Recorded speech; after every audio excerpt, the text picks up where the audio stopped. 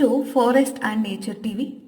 ಪ್ರಿಯ ವೀಕ್ಷಕರೇ, ನೀವು ಇನ್ನೂ ನಮ್ಮ ಚಾನೆಲ್ಗೆ ಸಬ್ಸ್ಕ್ರೈಬ್ ಆಗದಿದ್ರೆ ದಯವಿಟ್ಟು ನಮ್ಮ ಚಾನೆಲ್ಗೆ ಸಬ್ಸ್ಕ್ರೈಬ್ ಮಾಡಿ, ಬೆಲ್ ಬಟನ್ ಒತ್ತಿ, ಆಲ್ ಬಟನ್ ಒತ್ತಿ. ಕನ್ನಡದಲ್ಲೊಂದು ಅದ್ಭುತ ಪ್ರಾಣಿ ಪಕ್ಷಿ ಪರಿಸರದ ಡಿಸ್ಕವರಿ ಚಾನೆಲ್ನ ಅಪ್ಡೇಟ್ಸ್ಗಳ ನೋಟಿಫಿಕೇಶನ್ಗಳು ನಿಮ್ಮ ಮೊಬೈಲ್ಗೆ ಬರುತ್ತದೆ. ಸೂರ್ಯಗ್ರಹಣದ ಉನ್ಮಾದವು ಏಪ್ರಿಲ್ 8ರಂದು ಉತ್ತರ ಅಮೆರಿಕವನ್ನು ಅಕ್ಷರಶಃ ದಿಗ್ಭ್ರಮೆಗೊಳಿಸಿತು. ಅಮೆರಿಕಾದಲ್ಲಿ ಗ್ರಹಣವನ್ನು ನೋಡಲೆಂದೇ ವೀಕ್ಷಣಾ ಪಾರ್ಟಿಗಳನ್ನು ಹಮ್ಮಿಕೊಳ್ಳಲಾಗಿತ್ತು. ಭಾರತದಲ್ಲಿ ಗ್ರಹಣವನ್ನು ಬೇರೆ ರೀತಿಯಲ್ಲಿ ನೋಡಲಾಗುತ್ತದಾದರೂ ಅಮೆರಿಕಾದಲ್ಲಿ ಗ್ರಹಣವನ್ನು ಎಲ್ಲರೂ ನೋಡುವ ಮೂಲಕ ಖಗೋಳ ವಿಸ್ಮಯವನ್ನು ಕಣ್ತುಂಬಿಕೊಂಡರು.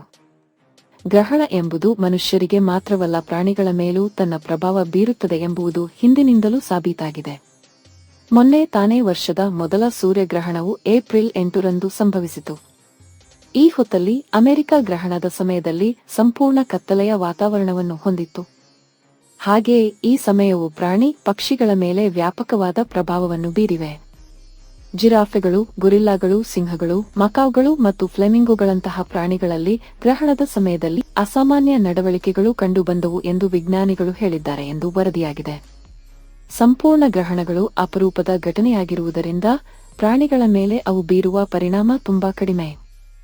ಟೆಕ್ಸಾಸ್ನ ಫೋರ್ಟ್ ವರ್ತ್ ಮೃಗಾಲಯ ಸೇರಿದಂತೆ ಹಲವಾರು ಪ್ರಾಣಿ ಸಂಗ್ರಹಾಲಯಗಳಲ್ಲಿ ವಿಜ್ಞಾನಿಗಳು ಸೋಮವಾರ ಪ್ರಾಣಿಗಳನ್ನು ಪರೀಕ್ಷಿಸಿದರು.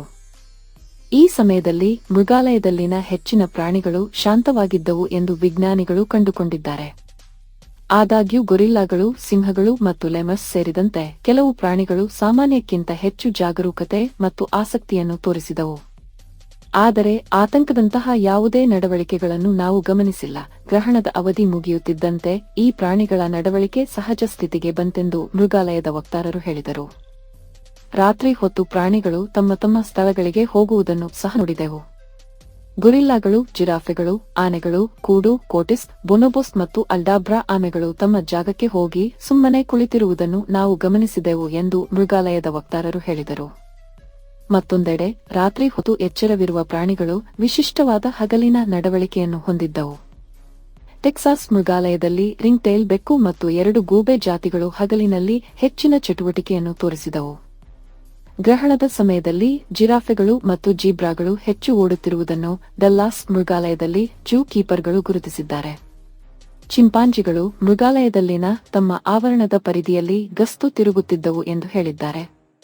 ಸಂಪೂರ್ಣತೆಯ ಮೊದಲು ಇತರ ಪಕ್ಷಿಗಳು ತುಂಬಾ ಸೈಲೆಂಟ್ ಆಗಿದ್ದವು. ಪೆಂಗ್ವಿನ್ಗಳು ಮತ್ತು ಫ್ಲೆಮಿಂಗೋಗಳು ಒಟ್ಟಿಗೆ ಎಂಕಾತದ ಸಮಯ ಕಳೆದವು ಎಂದು ವರದಿಯಾಗಿದೆ.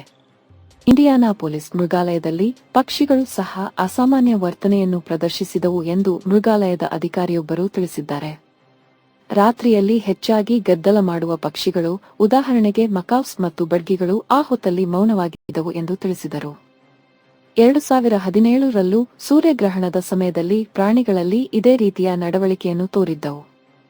ದಕ್ಷಿಣ ಕೆರೋಲಿನಾದ ಮೃಗಾಲಯದಲ್ಲಿ ಸಸ್ತನಿಗಳು, ಪಕ್ಷಿಗಳು ಮತ್ತು ಸರೀಸೃಪಗಳು ಸೇರಿದಂತೆ 17 ಜಾತಿಗಳ ವಿವಿಧ ಜೀವಿಗಳಿವೆ. ಸುಮಾರು 75% ಜಾತಿಗಳು ಗ್ರಹಣಕ್ಕೆ ಪ್ರತಿಕ್ರಿಯೆಯಾಗಿ ಕೆಲವು ರೀತಿಯ ಬದಲಾವಣೆಯನ್ನು ಪ್ರದರ್ಶಿಸಿವೆ. ಹಾಗೆಯೇ ಕೆಲವು ಪ್ರಾಣಿಗಳು ಭಯದ ಸೂಚನೆಗಳನ್ನು ಪ್ರದರ್ಶಿಸಿವೆ ಎಂದು ವರದಿ